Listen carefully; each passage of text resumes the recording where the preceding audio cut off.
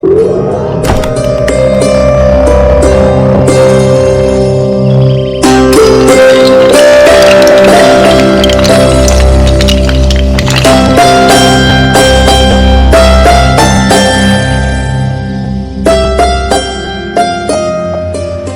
बच्चों, नमस्कार। आज हम जानेंगे रानी दुर्गावती जी के बारे में। रानी दुर्गावती महोबा के राजा की बेटी थीं।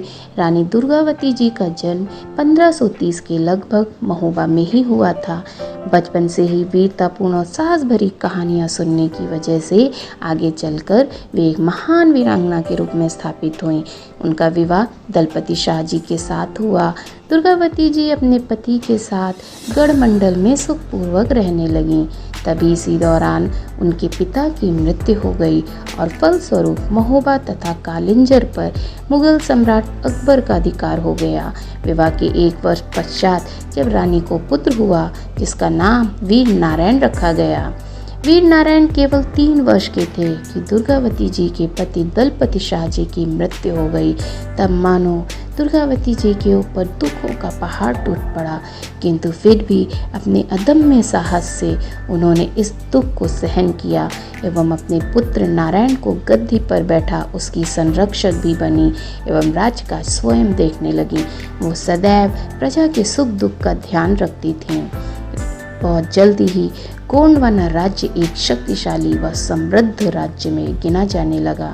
रानी दुर्गावती जी की वीरता व योग्यता की प्रशंसा जब सम्राट अकबर के दरबार पहुंची तो उनके दरबारियों ने गोंडवाना राज्य को अपने राज्य में मिलाने की सलाह दी, किंतु अपने अधिकारियों के बार बार परामर्श देने पर अकबर तैयार हो गए और आशिफ खान नामक सरदार को गोंडवाना की गढ़मंडल पर चढ़ाई करने की आज्ञा दी।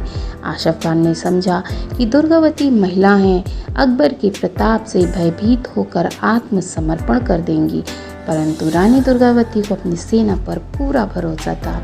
रानी दुर्गावती के मंत्री ने आशिफ खान की सेना और सज्जा को देखकर युद्ध न करने की सलाह दी, परंतु रानी ने कहा, कलंकित जीवन जीने की अपेक्षा सम्मानपूर्वक मर जाना ज़्यादा अच्छा है। आशिफ खान जैसे साधारण सूबेदार के सामने झुकना लज्जा की बात है। और रानी सैनिक के वेश में घोड़े पर सवार होकर निकल पड़े। रानी को सैनिक वेश में देखकर आशिफ खान के तो होश ही उड़ गए।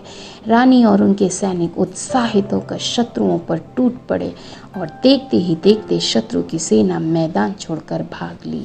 प्यारे बच्चों, इतिहास साक्षी है कि ऐसा एक बार नहीं, ऐसा 2 बार हुआ और दोनों ही बार आशिफ खान को मुंह की खानी पड़ी।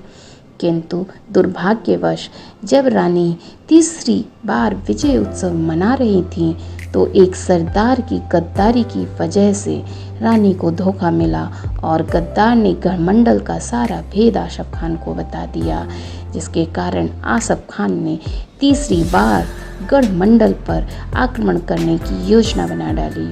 और तब एक बार फिर सम्राट अकबर की सेना से लड़ाई के लिए रानी तैयार होती है। इस लड़ाई में उनका 15 वर्षीय पुत्र तो शहीद होता ही है, साथ ही में अपने घायल पुत्र को छोड़कर रानी एक पल के लिए भी कमज़ोर नहीं पड़ती।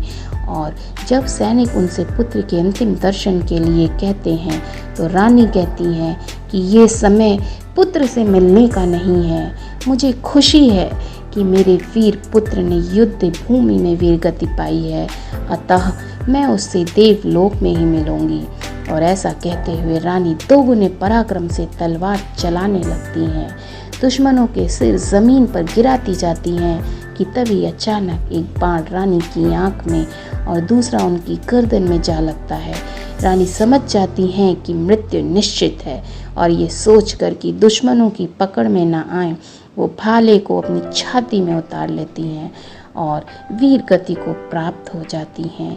16 वर्षों तक संरक्षिका के रूप में शासन करते हुए भारतीय इतिहास में सदैव के लिए अमर हो जाती हैं। धन्यवाद।